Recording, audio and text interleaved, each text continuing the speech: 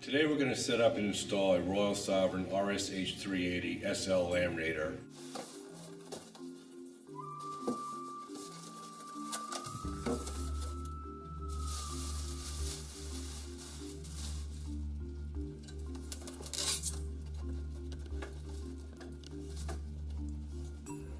The laminator comes pre-assembled out of the box. All we need to do is plug in the power and turn on the machine.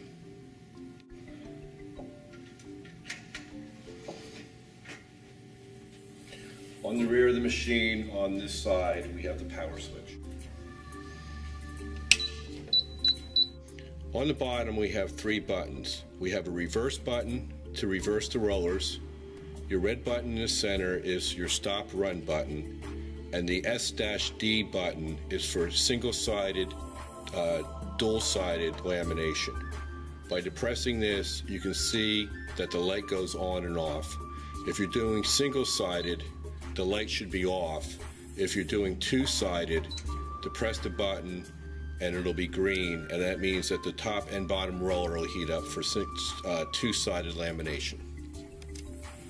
Included in the carton, you will get the owner's manual on CD, a spare fuse for the laminator, some silicone elastics for the auto grip hubs in case one breaks, an Allen wrench to remove and install the auto grips,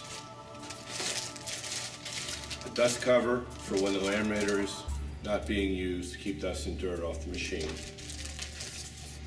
and also a film leading card for doing two-sided lamination. Also included in the packaging is a set of 1-inch and 3-inch core adapters for your laminator.